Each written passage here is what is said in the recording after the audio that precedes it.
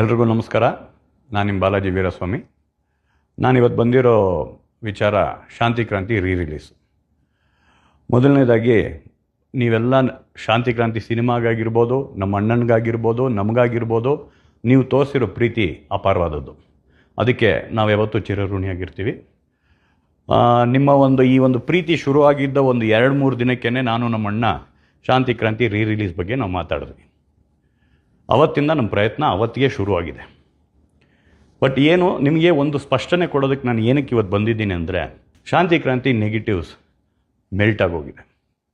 So melt ಆದಾಗ ಅದನ್ನು ನಾವು ಇವತ್ತಿನ ಒಂದು ಟೆಕ್ನಾಲಜಿಗೆ ತೊಗೊಂಬಂದು ಮಾಡೋದು ತುಂಬ ಕಷ್ಟ. ನಾವು ತುಂಬ ಬೇರೆ ಸೋರ್ಸ್ಗಳನ್ನೆಲ್ಲನೂ ಇನ್ನೂ ಹುಡುಕ್ತಾ ಇದ್ದೀವಿ. ಅದರಿಂದ ಏನಾದರೂ ಸಿಕ್ಕಿದ್ರೆ ಡೆಫಿನೆಟ್ಲಿ ಅದನ್ನು ಮಾಡೋ ಆಸೆ ನಮ್ಮೆಲ್ಲರಿಗೂ ಇದೆ. ಅದನ್ನು ನಿಮ್ಮ ಮುಂದೆ ತೊಗೊಂಬಂದು ಕೊಡಬೇಕು ಅನ್ನೋ ಆಸೆ ನಮಗಿದೆ.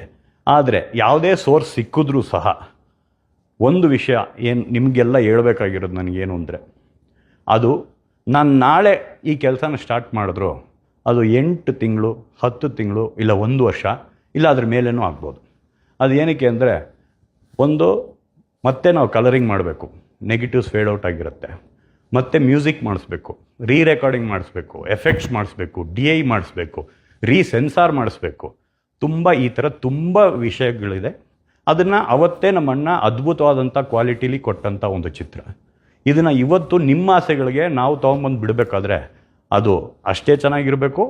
ಇವತ್ತಿನ ಇದಕ್ಕೆ ನಿಮಗೆಲ್ಲ ಖುಷಿ ಕೊಡೋಂಥ ಒಂದು ಸೌಂಡ್ ಸಿಗಬೇಕು, ಒಂದು ಡಾಲ್ಬಿ ಮಾಡಿಸ್ಬೇಕು, DTS ಮಾಡಿಸ್ಬೇಕು, ಅಟ್ಮಾಸ್ ಮಾಡಿಸ್ಬೇಕು, ಇಷ್ಟು ವಿಷಯಗಳಿದೆ. ಆಮೇಲೆ ಇನ್ನೊಂದೊಂದು ಸ್ಪಷ್ಟನೆ ಕೊಡ್ತೀನಿ.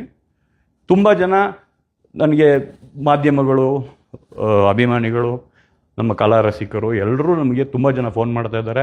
ಸೆಪ್ಟೆಂಬರ್ ರಿಲೀಸ್ ಮಾಡ್ತಾಯಿದ್ದಾರೆ ಸಿನಿಮಾ, ಅಕ್ಟೋಬರ್ ರಿಲೀಸ್ ಮಾಡ್ತಾಯಿದ್ದಾರೆ ಸಿನಿಮಾ ಅನ್ನೋದು ಅದು ಸುಳ್ಳು. ಅದು ಸದ್ಯಕ್ಕಂತೂ ನಮ್ಮ ಕೈಲಿ ಮಾಡೋಕ್ಕಾಗಲ್ಲ. ಸೋರ್ಸ್ಗಳನ್ನ ಹುಡುಕ್ತಾ ಇದ್ದೀವಿ. ಅದು ಸಿಕ್ತಿದ್ದಂಗೆ ನಾವು ಮಾಡ್ತೀವಿ ಅನ್ನೋದನ್ನ ನಿಮ್ಗಳಿಗೆ ಹೇಳಿಬಿಟ್ಟೆ ಅದಕ್ಕೆ ಓಂಕಾರ ಹಾಕ್ತೀವಿ.